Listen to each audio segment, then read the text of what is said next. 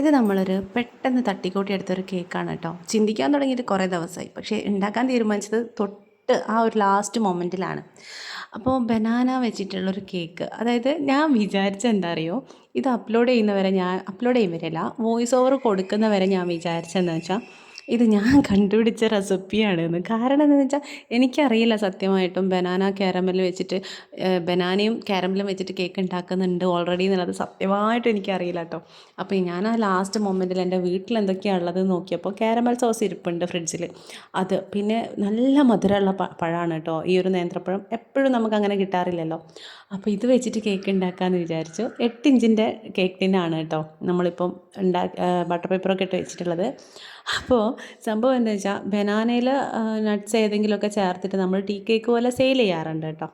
Recipe പറഞ്ഞുതരാം.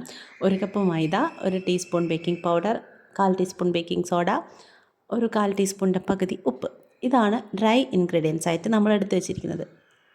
അപ്പോൾ ഈ കേക്ക് ഉണ്ടോ എന്നുള്ളത് പിന്നെ ഞാൻ ജസ്റ്റ് വെറുതെ യൂട്യൂബിൽ അടിച്ച് നോക്കുമ്പോൾ സംഭവം അങ്ങനത്തെ കേക്ക് ഓൾറെഡി ഉണ്ട് കേട്ടോ. ഞാൻ ചമ്മിപ്പോയി. അപ്പോൾ 1/4 കപ്പ് പഞ്ചസാരയാണ് നമ്മൾ പൊടിക്കാൻ വേണ്ടിയിട്ട് എടുത്ത് വെച്ചിരിക്കുന്നത്. മിക്സിയിലിട്ട് പൊടിക്കുക. അതിൻ്റെ കൂട്ടത്തിലൊരു 2 ഗ്രാമ്പ് കൂടെ നമ്മൾ പൊടിച്ചെടുക്കുന്നുണ്ട്. ഓൾറെഡി നമ്മൾ ബനാന കേക്ക് റെസിപ്പി അപ്ലോഡ് ചെയ്തിട്ടുണ്ട്. കാണാത്തവരുണ്ടെങ്കിൽ ഒന്ന് കണ്ടു നോക്കൂ കേട്ടോ. 4 കോഴിമുട്ടയാണ് ഇതിനാവശ്യമായിട്ട് വരുന്നത്. 1 ടീസ്പൂൺ വാനില എസൻസും കൂടെ ചേർത്ത് ബീറ്റ് ചെയ്യാനായിട്ട് വെക്കും.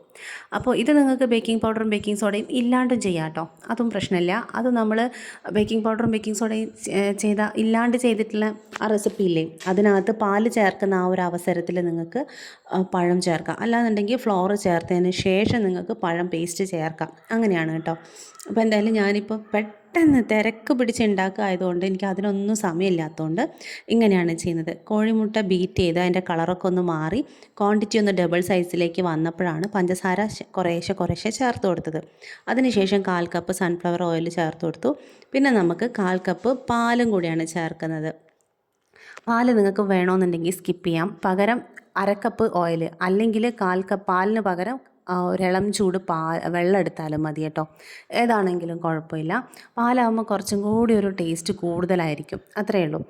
നമ്മൾ ആ പേസ്റ്റ് ആക്കി വെച്ചിട്ടുണ്ട്. ആ ഒരു 3 പഴമാണ് കേട്ടോ ഞാൻ എടുത്തിരിക്കുന്നത്. വലുപ്പം കണ്ടില്ലേ, എൻ്റെ ഉള്ളം കയ്യിൽ വെച്ച സമയത്ത് എത്ര നീളമുണ്ട് എന്നുള്ളത് നിങ്ങൾ ശ്രദ്ധിച്ചില്ലേ. അപ്പോൾ നിങ്ങൾക്ക് ഇതിന് പകരം പാളയംകോടൻ പഴം എടുക്കുക, കദളിപ്പഴം, റോബസ്റ്റ, ഏത് പഴം വേണമെങ്കിലും എടുക്കാം കേട്ടോ. നല്ല ടേസ്റ്റുള്ള ഒരു കേക്കാണിത്. അപ്പോൾ നമ്മൾ ഫ്ലോറൊക്കെ മിക്സ് ചെയ്തതിന് ശേഷമാണ് പഴത്തിൻ്റെ ആ ഒരു പേസ്റ്റ്, വെള്ളം ചേർക്കാണ്ടാണ് അരച്ചെടുത്തിട്ടുള്ളത്. നല്ല പേസ്റ്റ് പരുവത്തിലാക്കിയതിന് ശേഷം എടുക്കുന്നുണ്ട്. ഇനി നിങ്ങൾക്ക് അങ്ങനെയല്ല ഇടക്കിടക്ക് പഴം കടിക്കുന്ന രീതിയിലൊക്കെ ഇട്ടേണ്ടതെന്ന് വെച്ച് കഴിഞ്ഞാൽ ഫോർക്ക് വെച്ച് ഇങ്ങനെ കുത്തി ഉടച്ചു കൊടുത്താൽ മതി. മിക്സിയിലിട്ട് അടിക്കേണ്ട. ഇനി ഇത് നമ്മൾ നേരത്തെ എടുത്ത് വെച്ച ബദാം കണ്ടില്ലേ, അത് നിങ്ങൾക്ക് ആവശ്യത്തിനനുസരിച്ച് എടുക്കാം കേട്ടോ. അത് മിക്സിയിലിട്ട് നന്നായിട്ടൊന്ന് ക്രഷ് ചെയ്തതിന് ശേഷം ഒരു ഇത്തിരി പോരം മൈദപ്പൊടി ചേർത്തിട്ടൊന്ന് മിക്സ് ചെയ്ത് കൊടുത്തു. കാരണം ഈവനായിട്ട് കേക്കിൻ്റെ എല്ലാ ഭാഗത്തും സ്പ്രെഡായി കിടക്കാൻ വേണ്ടിയിട്ടാണ് അങ്ങനെ ചെയ്യുന്നത്. മൈദ ഇട്ട് തടവി കൊടുക്കുന്നത്, തടവല്ല അല്ലേ, മിക്സ് ചെയ്ത് കൊടുക്കുന്നത്. എന്തായാലും ഓവൻ പ്രീ ഹീറ്റ് ചെയ്യാൻ വേണ്ടി വെച്ചിട്ടുണ്ട്. ഒരു 200 ഡിഗ്രി സെൽഷ്യസിലാണ് പ്രീ ഹീറ്റ് ചെയ്യാൻ വേണ്ടി വെച്ചത്. കേക്ക് വെച്ചതിന് ശേഷം നമ്മൾ അതൊരു 35 മിനിറ്റ് 180 ഡിഗ്രി സെൽഷ്യസിലാണ് ബേക്ക് ചെയ്യുന്നത്. നിങ്ങൾക്ക് സ്റ്റൗ ടോപ്പിലും ചെയ്യാം. ഹൈ ഫ്ലെയിമിൽ പ്രീ ഹീറ്റ് ചെയ്തതിന് ശേഷം ചെമ്പ് പാത്രം പിന്നെ ലോ ഫ്ലെയിമിലിട്ടിട്ട് 40 മിനിറ്റ് ബേക്ക് ചെയ്താൽ മതി. അടുപ്പിലാണ് ഇത് ഏറ്റവും കൂടുതൽ ടേസ്റ്റി ആയിട്ട് എനിക്ക് അടുപ്പിലുണ്ടാക്കുന്ന സമയത്ത് ഏറ്റവും കൂടുതൽ ടേസ്റ്റി ആയിട്ട് എനിക്ക് ഫീൽ ചെയ്തത് അപ്പോഴാണ് കേട്ടോ. എന്തായാലും കേക്ക് ഇവിടെ വെന്ത് കിട്ടുമ്പോഴത്തേക്കും ഭയങ്കര സ്മെല്ലാണ് കേട്ടോ. നമുക്കങ്ങ് കഴിച്ച പോലുള്ളൊരു ഫീലാണ് കിട്ടുക. അതിൻ്റെ സ്മെല്ല് തന്നെ വീട് മൊത്തവും പരന്നിട്ടുണ്ട്. നല്ല ടെംപ്റ്റിംഗ് ആയിട്ടുള്ളൊരു സ്മെല്ലാണ്. ഇനി നമ്മൾ whipping cream 1 cup 250 ml 1 cup whipping ക്രീമാണ് എടുത്തിട്ടുള്ളത്. അത് ബീറ്റ് ചെയ്ത് ഈ ഒരു പരുവത്തിൽ എത്തിച്ചിട്ടുണ്ട്. എന്നിട്ട് നമ്മൾ കാരമൽ സോസ് കണ്ടോ, ഒരു തരിതരിപ്പ് കണ്ടില്ലേ. അതെന്തുകൊണ്ടാണെന്ന് വെച്ച് കഴിഞ്ഞാൽ നമ്മൾ വിപ്പിംഗ് ക്രീം ചേർത്ത സമയത്ത് ക്യാമറി ക്രീം എന്തോ ഇതിന് സെറ്റ് ആവുന്നില്ല കേട്ടോ. ഈ ഒരു ഗനാഷ് സോസ് ഇതൊക്കെ ഉണ്ടാക്കുന്ന സമയത്ത് തരിതരിപ്പ് വരുന്നുണ്ടേ.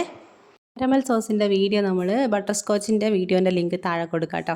അതിൽ ഡീറ്റെയിൽ ആയിട്ട് നമ്മൾ പറഞ്ഞിട്ടുണ്ട് ഒരിക്കലും ഫ്ലോപ്പ് ആവാത്ത കാരമൽ സോസ് എങ്ങനെ ഉണ്ടാക്കുക എന്നുള്ളത്. അപ്പോൾ അത് കണ്ട് നോക്കിയിട്ട് നിങ്ങൾ ചെയ്താൽ മതിയേ. 1 ടേബിൾ സ്പൂൺ 1.5 ടേബിൾ സ്പൂണൊക്കെ നമുക്ക് ഈ ഒരു വിപ്പിംഗ് ക്രീമിലേക്ക് ആഡ് ചെയ്തതിന് ശേഷം ഒന്നും കൂടെ ഒന്ന് ബീറ്റ് ചെയ്ത് കൊടുക്കുക. ബീറ്റ് ചെയ്ത് സ്റ്റിഫ് ആയതിന് ശേഷമാണ് കേട്ടോ ഞാനിത് ആഡ് ചെയ്തിട്ട് വീണ്ടും ഫുൾ സ്പീഡ് തന്നെ ഇട്ടിട്ടാണ് ബീറ്റ് ചെയ്യുന്നത്. അതിട്ടതിന് ശേഷം പിന്നെ നമ്മൾ ഫസ്റ്റ് സ്പീഡിലിട്ട് ബീറ്റ് ചെയ്താൽ ക്രീം അങ്ങ് ഉടഞ്ഞു പോകുന്ന പോലെ ആയിപ്പോവും. ഇനി നമ്മൾ ഈ ഒരു കേക്കിനെ ലെയറാക്കിയൊക്കെ എടുക്കുകയാണ്. നമ്മളുണ്ടല്ലോ ഈ ഒരു കേക്ക് നമ്മൾ എപ്പോഴാണോ പോകാൻ തീരുമാനിച്ചിരിക്കുന്നത് അതിന് തൊട്ട് മുമ്പാണ് ഇത് ഐസിങ്ങും കാര്യങ്ങളൊക്കെ ചെയ്യുന്നത്.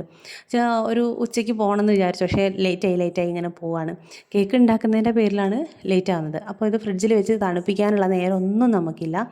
ഇത് ലെയർ കട്ട് ചെയ്യുമ്പം തന്നെ ശരിക്കും ആ ഒരു നട്ട്സൊക്കെ കറക്റ്റ് കാണുന്നുണ്ട്. അതുകൊണ്ട് തന്നെ ഫില്ലിങ്സിൽ നമുക്ക് നട്ട്സ് കൊടുക്കേണ്ട ആവശ്യമില്ല. അത്രയും നട്ട്സ് ഇതിൽ നിന്ന് തന്നെ കടിക്കുന്നുണ്ട്, സ്പഞ്ചിൽ നിന്ന് തന്നെ. അപ്പോൾ നമ്മളിത് വേഗം തന്നെ ഐസിങ് ചെയ്യാണ്. ഐസിങ് ചെയ്യുന്ന സമയത്ത് ഒരു 8 ഇഞ്ച് കേക്കിന് ഞാൻ 10 ഇഞ്ചിൻ്റെ ബേസാണ് കേട്ടോ എടുത്ത് വെച്ചിട്ടുള്ളത്. ക്രീമൊക്കെ ആഡ് ചെയ്ത് കൊടുത്തതിന് ശേഷം ഫസ്റ്റ് ലെയർ വെച്ചിട്ട് അതിന് മുകളിൽ നമ്മൾ സിറപ്പ് നിങ്ങൾ കാരമൽ സിറപ്പ് യൂസ് ചെയ്യുക. അതല്ലാന്നുണ്ടെങ്കിൽ സാധാരണ ഷുഗർ സിറപ്പ്. ഇതിപ്പോൾ ഞാനില്ലേ കഴിഞ്ഞ ദിവസം കേക്ക് ചെയ്തതിൻ്റെ ബാക്കി വന്നിട്ടുള്ള പാലും മിൽക്ക് മെയ്ഡും ചേർത്തിട്ടുള്ള മിക്സ് ഉണ്ടല്ലോ, അതാണ് വെറ്റ് ചെയ്യാൻ വേണ്ടിയിട്ട് ഉപയോഗിച്ചിരിക്കുന്നത്. എന്നിട്ട് നമ്മൾ ക്രീമൊക്കെ ഇട്ട് കൊടുത്തതിന് ശേഷം ഫില്ലിങ്സ് ആയിട്ട് വേറെ ഒന്നും കൊടുക്കുന്നില്ല. കാരമൽ സോസ് തന്നെയാണ് ഫില്ലിങ്സ് ആയിട്ട് കൊടുക്കുന്നത്. അവിടെ എനിക്ക് ആ പഴം കട്ട് ചെയ്തിട്ട് ഇട്ടാൽ ടേസ്റ്റ് ഉണ്ടാവുമോ എന്ന് നോക്കണം എന്നുണ്ടായിരുന്നു, പക്ഷേ കട്ട് ചെയ്യാനുള്ള സമയം പോലുമില്ല. ഭയങ്കര ഹറിബറി ആയിട്ടെന്ന് വെച്ച് കഴിഞ്ഞാൽ ഒട്ടും സമയമില്ലാണ്ട് എടുത്ത് പിടിച്ച് ചെയ്തൊരു കേക്കാണ് കേട്ടോ.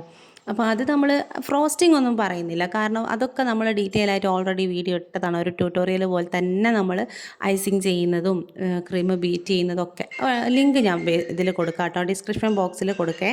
പോകാൻ വേണ്ടി പുറപ്പെടുന്ന ആ ഒരു ടൈമിലാണ് കേട്ടോ ഈ ഒരു കേക്ക് ചെയ്തുകൊണ്ടിരിക്കുന്നത്. എന്നിട്ട് ഇത് ഐസിങ് ചെയ്തിട്ട് നേരെ കൊണ്ടുപോയിട്ട് ഫ്രീസറിൽ വെക്കും. ഫ്രീസറിൽ വെച്ചതിന് ശേഷം മക്കളെ ഒന്ന് റെഡിയാക്കി അതിനുശേഷം വീണ്ടും ഫ്രീസറിൽ നിന്ന് കേക്ക് പുറത്തെടുത്തതിന് ശേഷം സത്യം പറഞ്ഞു കഴിഞ്ഞാൽ എന്ത് ഡിസൈൻ ഇതിൽ ചെയ്യണം എന്നുള്ളതൊന്നും തലയിൽ ഉദിക്കുന്നേ ഇല്ല. കാരണം ഒന്നാമത് ഞാൻ എപ്പോഴും എനിക്ക് ഏറ്റവും ഈസി ആയിട്ട് ഡിസൈനിനെ പറ്റി ചിന്തിക്കാൻ വയ്യാത്ത സമയത്തൊക്കെ ഞാൻ ഗനാഷ് ഒഴിച്ചു കൊടുക്കും കേട്ടോ. അത് മതിയല്ലോ, അത് തന്നെ ഒരു ഭയങ്കര ഭംഗിയാണ്, ടേസ്റ്റുമാണ്. പക്ഷേ ഇത് സെറ്റാവാത്ത കേക്കായത് കാരണം നമുക്ക് ഇതിന് മുകളിലോട്ട് ഗനാഷ് ഒഴിക്കാൻ എന്തായാലും പറ്റില്ല. അപ്പോൾ അതവിടെ പാളി. പിന്നെ എന്ത് ചെയ്യും എന്ന് ആലോചിച്ചപ്പോൾ പിന്നെ ഞാൻ വിചാരിച്ചു കുഴപ്പമില്ല, ഇനി നമുക്ക് പിന്നെ വീട്ടിലുള്ള സാധനം തപ്പാന്ന് വിചാരിച്ചു. അങ്ങനെ തപ്പി നമ്മൾ കഴിഞ്ഞ ദിവസം പീനട്ട് ബട്ടർ കുനാഫ ചോക്ലേറ്റ് ഉണ്ടാക്കിയില്ലേ, ആ ചോക്ലേറ്റ് വെക്കാം. അപ്പോൾ എന്തായാലും അവൻ്റെ പേര് വെക്കണമല്ലോ. ജസ്റ്റ് ഫോണ്ടൻറ്റിൽ പരത്തിയിട്ട് അവൻ്റെ പേര് ഹാപ്പി ബർത്ത്ഡേ അമൽ എന്നുള്ള ഒരു പേര് ഞാൻ അവിടെ വെച്ച് കൊടുത്തു.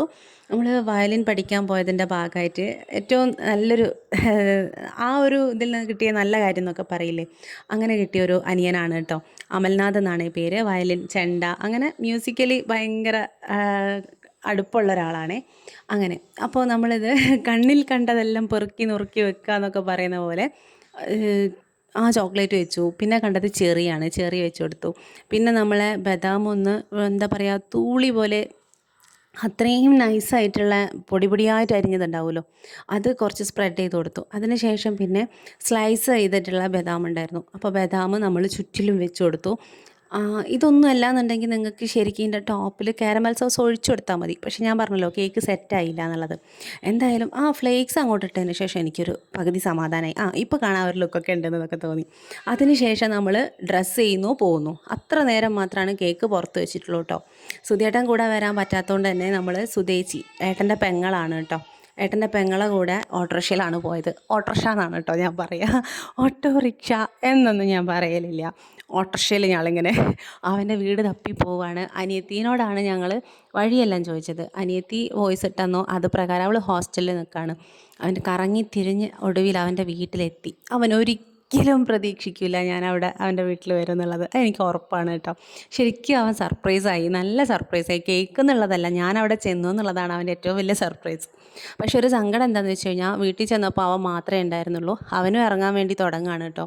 വെച്ചാൽ അവരെല്ലാവരും ജോലിക്ക് പോയിരിക്കുന്ന ഒരു സമയമായിപ്പോയി. ആ ഒരു സങ്കടമുണ്ട്. കാരണം നമുക്ക് മുന്നേ കൂട്ടി വിളിച്ചു നോക്കിയിട്ട് വരാൻ പറ്റുന്നൊരു സാഹചര്യം അല്ലല്ലോ, സർപ്രൈസ് അല്ലേ.